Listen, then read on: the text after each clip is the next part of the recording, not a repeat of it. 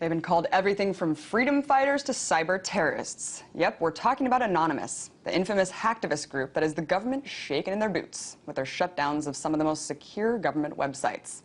Now, one of the self-proclaimed members of the leaderless organization has fled to Canada to escape federal hacking charges. His alias is Commander X, and in some recent interviews, he's made some startling claims. He says that Anonymous may very well be the most powerful organization on Earth, and that the group of 50,000 members worldwide has access to every classified database in the U.S. government. So are these claims overblown? Is Anonymous really as much of a threat as the government has been hyping all along? To talk more about this, I'm joined by Gregg Housh, internet activist and CEO of a local SEO company. Gregg, you're loosely affiliated with Anonymous. What do you think about these claims that Commander X has made? I think he's a pretty boisterous, pretty vocal guy.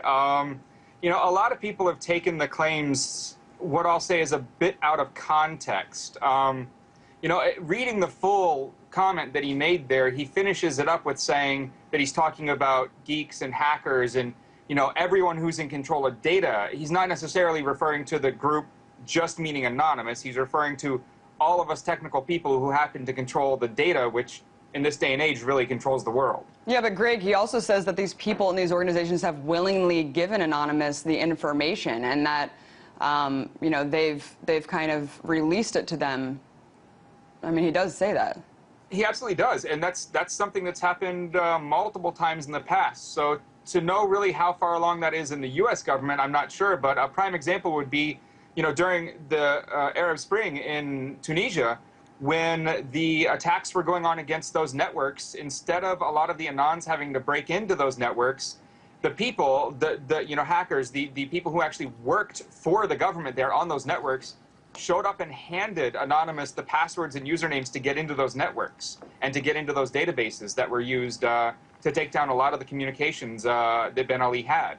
And that same type of person works in those same positions here in our government too. So to assume that they're not going to do the same thing is, I think, wrong. I think you will find people in those positions, which I would consider positions of great power at this point, willing to give up that type of information to people who they think are doing the right thing. Okay, let's talk about Commander X and also saying, you know, how Anonymous is the most powerful organization in the world, potentially. Do you think that these claims, I mean, aren't they just going to let the government take this and run with it? I mean, the government's already trying to pass this draconian cyber terrorism legislation and take away net neutrality and really impede our freedoms there. I mean, don't you think this is just kind of aiding their whole talking point on cyber terrorism and the threat of it? It's a tough one to argue against. You know, you make a very valid point there that at some point, you know, the rhetoric might need to be dialed back a little, but you know, you also have to be convincing and, you know, tell the true story of things, you know, whether it's going to help the government or not in some situations. He's got to say what he believes to be true, and he honestly believes what he said there. So, you know, you just got to run with it. I think that the power is currently in the hands of the people who really control the data when it comes to the types of stuff he was referring to. So at some point, it's pretty powerful. The most powerful organization in the world is, I think, going a bit far. You know, I'm going to agree with most of you out there that that was overstepping it a bit. But, you know, there's a lot of power to be had just through having control of this data. So he's not considerably wrong. He also says that, you know, the killing of innocents and a lot of what people have seen with the WikiLeaks releases is the least of it. And he said, you know, once we see the true extent of what the U.S. government has been doing, we're going to change our tune. I mean, what's Anonymous waiting for? How come they don't just release this stuff? I mean, it's now or never. You'd be surprised at how much thought is being put into a lot of the things they've come across. You know, in talking to some of them, you would assume through other actions that have been done by, you know, or supposedly by Anonymous, that data would just be dumped, no thought put behind it right online. But, you know, of late, you've seen people who have gotten a hold of, you know, this type of information actually take a step back and think about the ripple effects, the ramifications of that data getting out, and, you know, who it might affect. And in some cases, the effect is much stronger against the citizens, against the people, than it is against any government or corporation.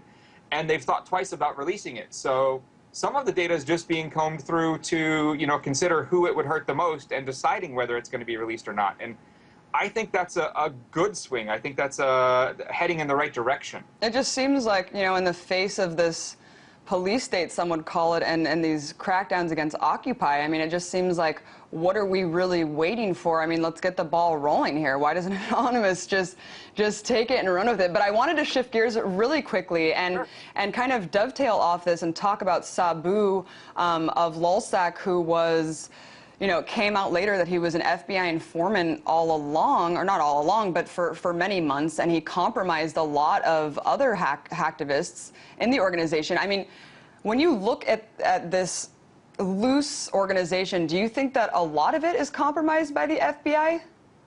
I think that you have to assume that any IRC channel you join that purports to be anything related to Anonymous is going to have a federal agent in it. I mean, that being that all of them are so open and so transparent that anyone can join, you know that, you know, what we'll call the spooks, the bad guys, have joined, and they're sitting there watching just as you are.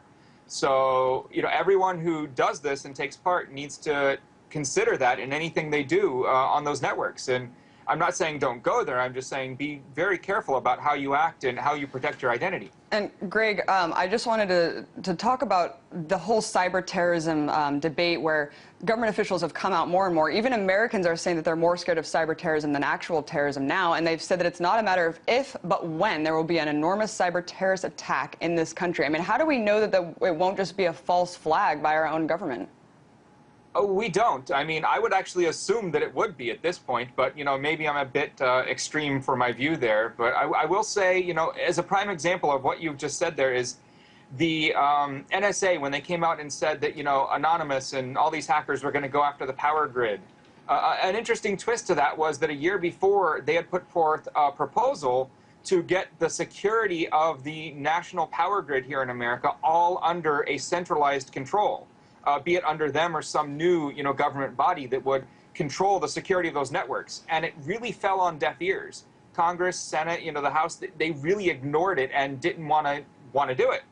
And, it is very interesting, Greg, and yep. the threats keep coming from the government about this issue, so we'll keep an eye on that. That was Gregg Housh, internet activist and CEO of local SEO company.